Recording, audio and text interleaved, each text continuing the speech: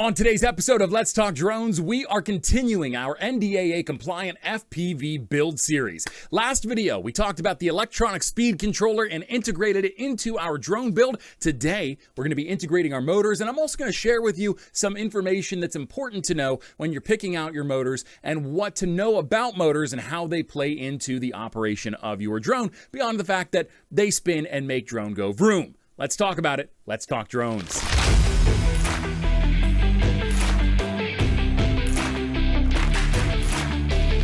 What's up? It's Chris, the Drone Geek, and welcome to another episode of Let's Talk Drones. We are continuing our NDAA-compliant FPV drone build series in this video, but before we take it back to the workbench and integrate the motors that I promised you we'd be integrating in this video, I did want to take a time and share some information with you about motors and some of the information you're going to see on the motors that you've purchased for this build or are thinking about purchasing for this build. You see, the motors are 90% of what makes up your FPV flight experience. Your components like your ESC and your flight controller and your receiver and your GPS, if you decide to integrate one of those, all of those definitely play into the experience that you're going to have piloting your drone. But if you don't select the correct motors for the type of drone that you're building, you're not ever going to achieve the flight that you really want to achieve with your drone. So it's important that you get this early step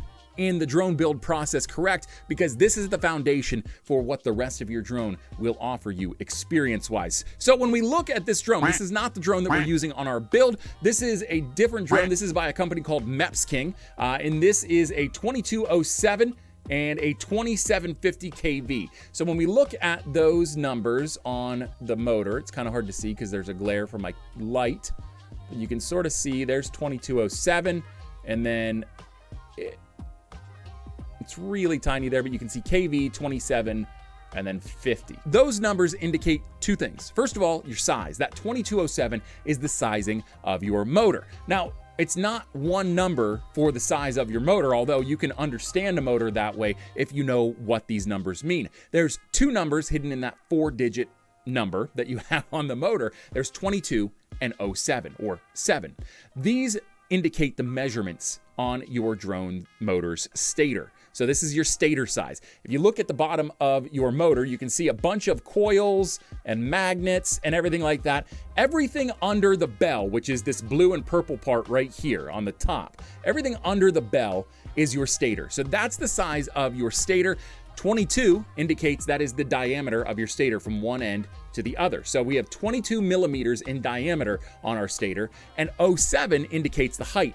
The height of our stator is 7 millimeters. So that's what you need to know when you're looking at that first number, that 2207. For 5-inch builds using tri-blades and 6S batteries, you're looking at a stator size of between 2207 and I believe it's 2308. Those are the ideal ranges. And if you'd like to know more about the exact stator sizes for the exact type of build you're doing, whether you're doing a dual blade or more than 3 blades, if you're running a 4S, whatever the case may be, Oscar Liang has a fantastic resource on his website. In fact, I'm going to link that down below in the description. Take a look at that. I'm not going to get into all of those different numbers and walk you through all of those examples. It would just take way too long.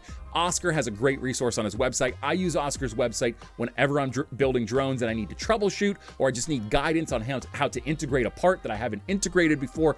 It is fantastic, and I would put Oscar in the same category as Joshua Bardwell. Joshua does it really well here on YouTube, but Oscar, there's nobody that has a better website and blog when it comes to guides on how to build an FPV drone and troubleshoot FPV drones than Oscar Liang. So check out that link below if you're interested in more of the different types of configurations that you need in terms of motor size and your KV rating when building a drone. And speaking of KV ratings, that's the next number we're going to talk about on this example motor here.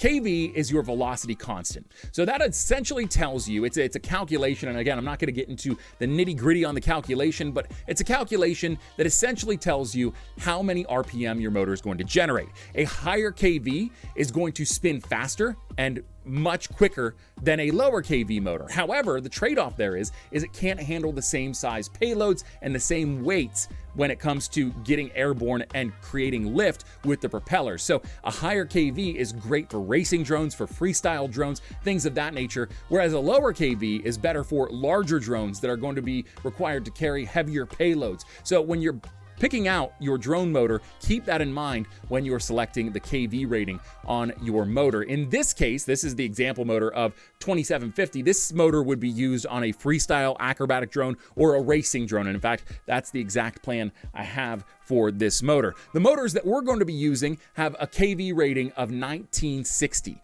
So that means that we're really getting the best of both worlds, and it's a nice sweet spot in the mid-range for a 5-inch freestyle drone that's running on a 6S battery with tri-blade propellers. When you're running that particular configuration that I just laid out for you, your KV rating should be between 1700 and 2100. That should be your high end. Your low end should be 1700. So again, that 1960 velocity constant rating that we have on these motors we're using, the Geek RC SpeedX 2207s, that's perfect. It's a sweet spot between fast pace, agile flying, and being able to handle a larger drone, which a 5-inch drone is not really a big drone, but it's bigger than like your Cinewhoops and your Tiny Whoops and things like that. It's just not quite as big as like a 7, 10, 13 or so on inch drone. So this is a really ideal motor for this particular build. If you're using something different, as long as you stay in those ranges between 2207 and 2308, and as well as the 1700 to 2100 KV rating,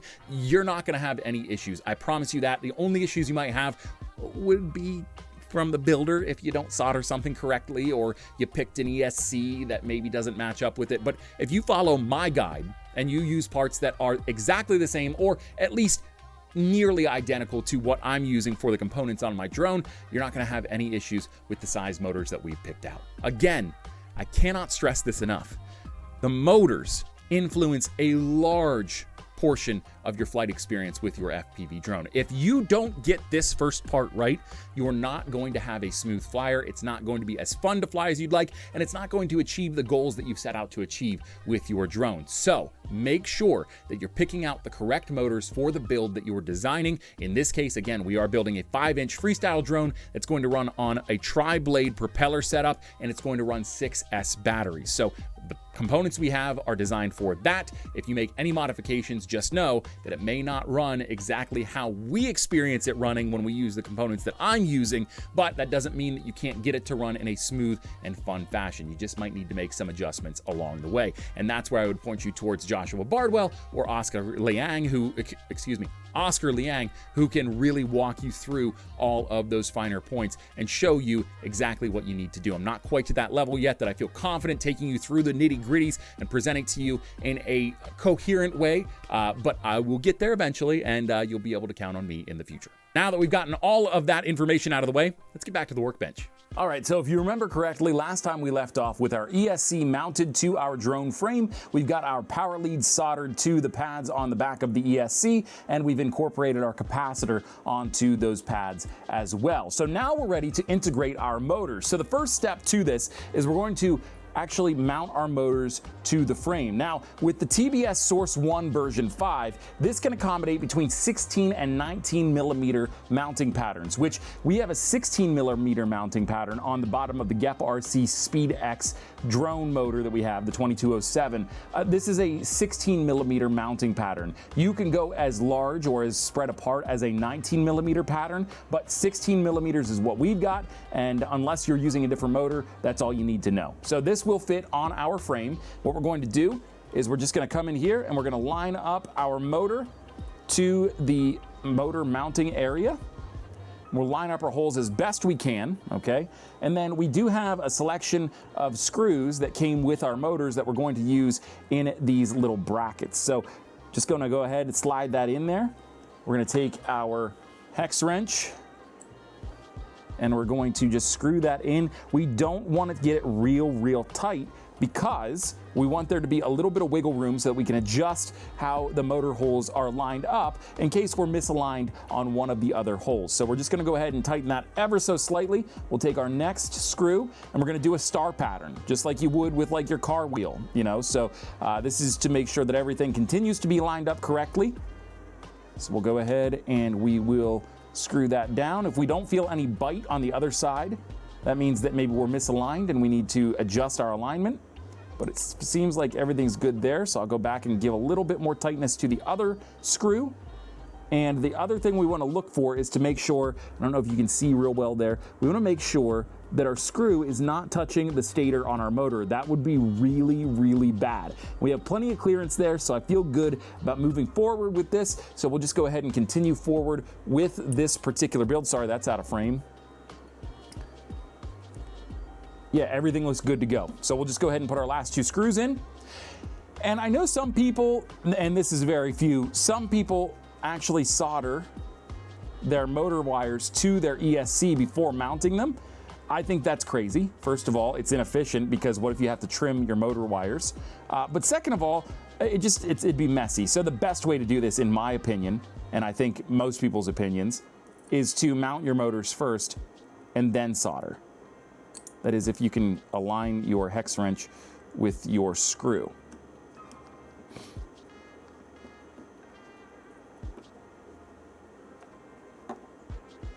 Just want to make sure I get a nice bite. And again, that we're not touching. And what I like to do to make sure we're not touching before we power the motor or the drone on is I like to just spin, make sure you get a nice spin there. Every motor is going to spin a little bit differently, but as long as you have a nice free spin, you got nothing to worry about in terms of whether or not your motor stator is touching a screw. If it was, this wouldn't spin like this. So we're good to go there. I'm not going to make you sit through and watch me screw all 4 motors on. Okay, so now that we've got all 4 of our motors integrated onto the frame of our drone and we've done a spin check and everything spins the way it's supposed to, our screws are not in the way or touching our stator in any way, shape, or form, we know that everything is good to go. I'm going to add an optional step here for you. This is actually on Get FPV's TBS Source 1 V5 product page. You can download STL files to 3D print accessories for this frame. These feet, for instance, these arm skids that I have printed here on the ends, that's where I got them from. I got those files from the Get FPV product page. You'll see some links down below that allows you to download 3D print files for this frame. This is one of those files. This is essentially printed out of PLA, white PLA, and it's going to encase the wires, the motor wires for your drone, to just give it a layer of protection in the event of a crash. These are not mandatory. You can move forward without this step. Actually, I have that on backwards, but you get the picture. You can move forward without this step if you'd like to protect your motor wires. You can simply wrap them in electrical tape to the arm of the drone. I highly recommend you do add some sort of protection to your motor wires, but again, it is not mandatory. You can fly without putting any type of protection around them. I just highly recommend you do, and you don't have to get this fancy with it where you have something you 3D print or purchase from somebody that can 3D print to put on the drone. I just like to be a little bit extra sometimes. So I'm just gonna go ahead and I'm going to walk these into the hole on the wire protector for the arm. And once I've gotten them out through the other side, you'll see here that I've got some double-sided tape. I use the Gorilla Glue double-sided tape. That gives you a nice strong hold on the frame of the drone. I'm just gonna peel the back of this off, and then I'm going to lay it down against the frame of the drone, and our motor wire protection should be complete then. I have 2 pieces I had to cut because the rule of tape was not the exact width of these these motor wire protectors, believe it or not. So we'll just go ahead, lay it down just like that. Make sure it's nice and firm in place.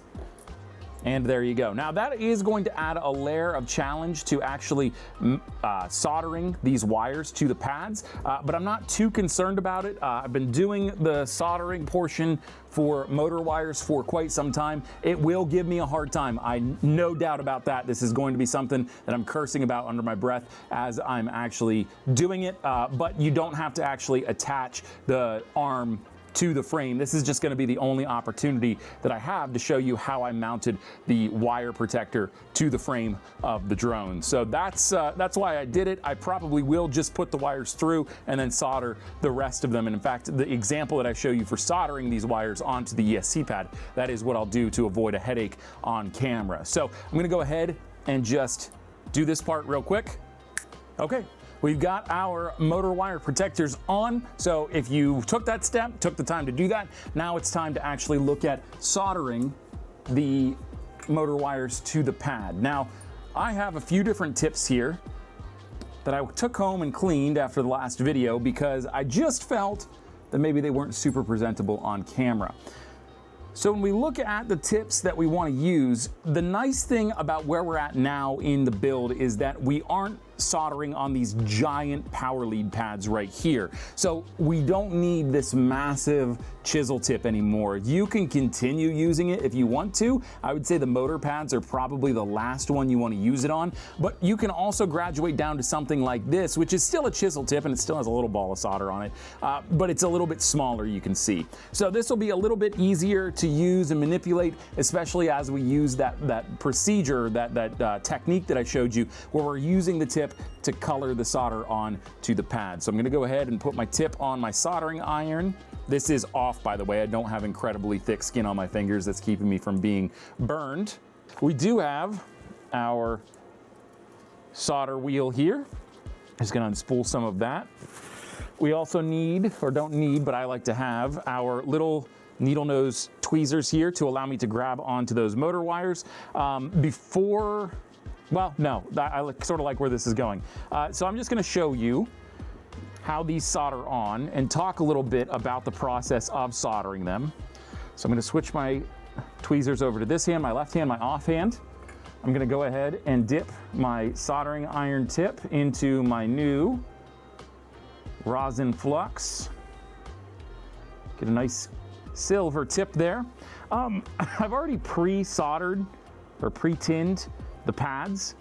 So we did that in one of our previous videos, I believe, where we tinned the power lead pads as well. We pre-tinned the motor wire pads. So the important thing to remember when you're soldering motor wires is that each of these, and I'm just gonna put the soldering iron away for right now, each of these pads is a sequence for a section of the ESC. So a 4-in-1 ESC means that there's there's 4 electronic speed controllers on board this singular speed controller unit. Those speed controllers all work together to run certain components of the drone, but each one of those ESCs also is dedicated to running one of these motors. So when we look at these pads, you'll see there's 1, 2, 3, 4, 5, 6 pads on one side of the ESC, and there's 6 pads on the other side. You break these down into 2 groups. So we've got 1, 2, 3. That's group 1 for what I believe, oh, it's not labeled on here, but sometimes they'll label the ESCs M1, M2, M3, M4. But for our front left motor, these 3 pads go to this motor.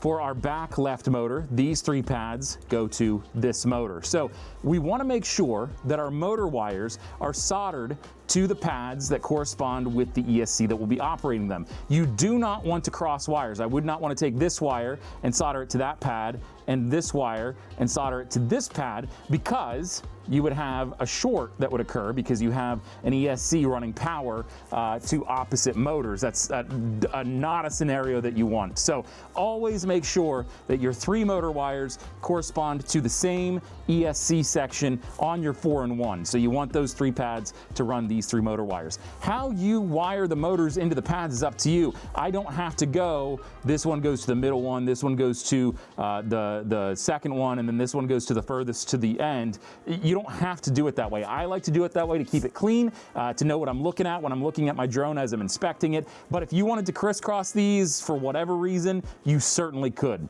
On that note, you also are not pigeonholed to wire these to the ESC that's closest to them. So if these motor wires were longer and I didn't want to cut them down to size, I could, in theory, run these wires under the ESC and over to this pad or to this pad, and it would work just fine. The only thing you'd have to do is you'd have to configure your ESC to read the motors accordingly. So if you wired this motor to these 3 pads over here, you'd need to get into Betaflight or iNav or whatever program you're using to configure your drone and the settings on your drone to read this ESC back here is controlling this motor up here so that the drone flies appropriately. That's the only thing you have to consider with that. Otherwise, you're free to mount these however you want, to solder these however you want, as long as you're not creating a short. So, with all of that in mind, we're gonna go ahead and we're gonna get started with the soldering process.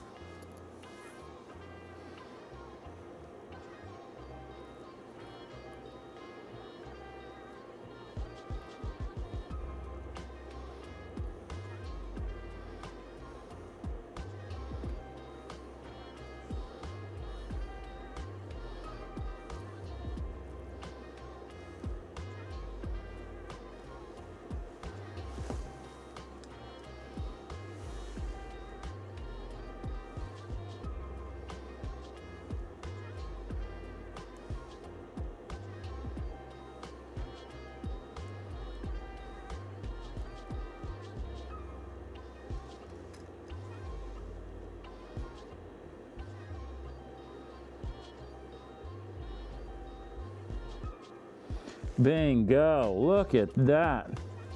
Just a little bit of messing around with it, and we've got a nice clean, for the most part. I still have to scrub it with the brush. I'll do that real quick. I'm not gonna do that with everyone because that would just get insanely redundant and stupid. But I'm just gonna scrub it up that real quick so you can see perhaps a little bit better what we're talking about. So we have a nice clean solder joint there. I don't see any little hairs that are sticking out, none that are problematic. Good, okay, excellent. Up next, number 2. We'll see if this one goes any smoother. There we go, perfect. Got a nice little solder joint there. And again, I just wanna add some solder to the joint. Make sure this stays in place. Wingo, bingo, look at that, number 2, ready to roll. And our final solder joint, same thing here. Should be pretty easy to heat everything up as the board is already pretty warm.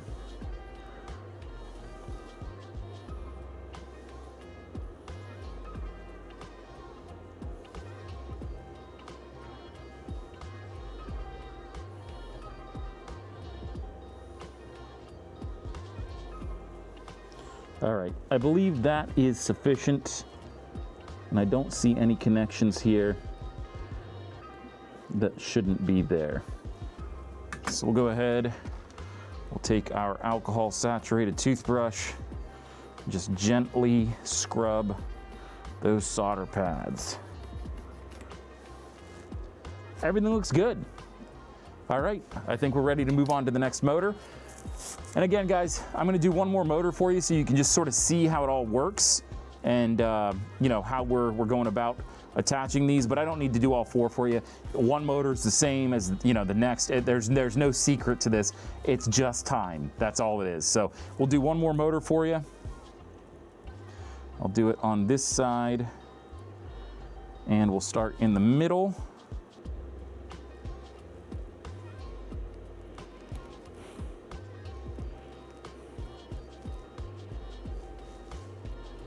Our whole pad, solder on it went liquid, so that means we got nice heat across the pad. Go ahead and just put that into place, and then continuing to apply pressure so that we don't lose the motor wire. Oops, I lost a little solder ball there.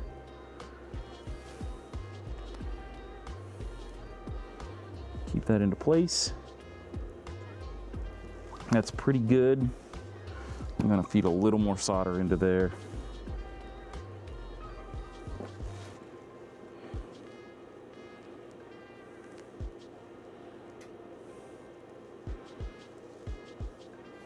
Okay, good to go there. Motor wire 1 for motor number 2 is complete.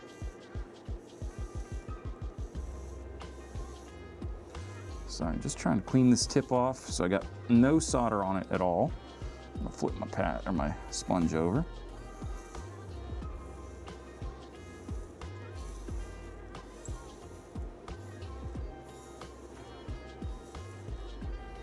Okay. Next one.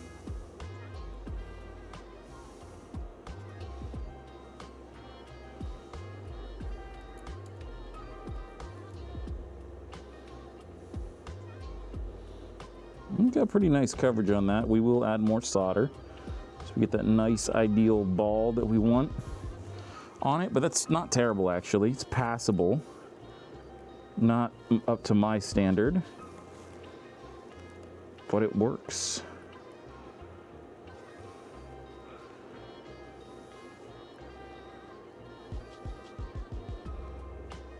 Add a little bit more, I think, although now, don't look a gift horse in the mouth. Sometimes good enough is good enough, right? Don't want to have a scenario where I mess something up or I make a mess of something just because I'm trying to achieve the highest level of perfection. That would be silly, guys. Silly. If it's good enough, it's good enough. We got a ball of solder on there. The wire is completely covered up. Got no complaints. Last one.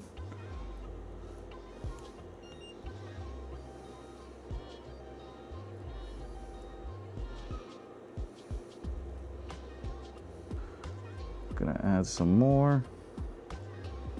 We had a nice ball there at the beginning, and then I had, yeah, like right there. That's really what I want. I don't want to mess with that too much more. Bingo. Let's go ahead, just give this a nice little scrub-a-dub-dub. Again, you don't have to scrub this every single time. I'm just doing it for the video. The next two I will not scrub after I'm done with them. Voila. I don't know if you can see that very well. Top side is where we've soldered in. You can see all of our motor wires are soldered. We got a nice ball of solder on each of them, and none of them are connected. If we want to double check that,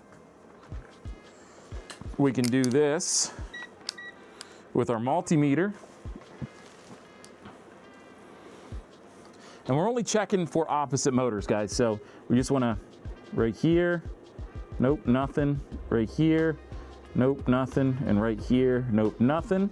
And then we'll come back here, nothing, nothing. And then we'll come here, here, here. We'll come here, here, here, and here. And as you can see, or here, if we're touching, we're gonna beep. This is okay, because that's going to the same motor, so not a problem. This is okay.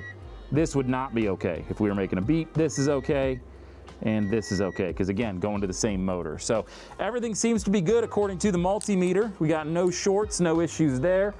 Now, we just gotta finish the last two motors, and then we'll come back, we'll talk about everything we went over today. All there is left to do, and this is sort of a scary moment in any build, is to turn the drone on to see if the motors respond or not. Now, I do have a couple of 6S batteries sitting off to a while, one 6S battery, one 4S battery. We're not gonna plug this directly in to this, because if there is a short that we haven't picked up on, we're gonna have a problem. This is gonna smoke and we're gonna have ruined a part. So, this is not live, but this is unedited, and if this thing blows up, we're just gonna have to adjust our plan and continue on with the series as soon as we get a new ESC, but that's where this guy comes in. This is the Vi-Fly smoke stopper. So what this does is this essentially operates as a trip. So if something does short, this, in theory, should trip before anything gets damaged on the drone itself. So you always want to use these before you plug in your drone for the very first time, especially. If the plug-in goes well with this, you can continue plugging in without the smoke stopper, but I always recommend whenever you incorporate a new component, you've done new soldering, you've adjusted solder joints, whatever the case may be, if you've changed anything in the electronics in any capacity, always do your first plug-in after those changes with a smoke stopper. It will save you. I've had this fail a few times. Not a few times, one time. It just feels like a few times because it cost me a lot of money. But I think it was actually user error. I didn't have this set up correctly. So, the moment of truth, we're gonna plug our smoke stopper in, and then we're gonna plug our battery in. That does not automatically send power to the drone. Instead, we have to wait for the Vifly to get power, which it does. It has a little yellow light. We're gonna press the button just under the XT30 connector. Bingo. Turn it off. We'll do another one.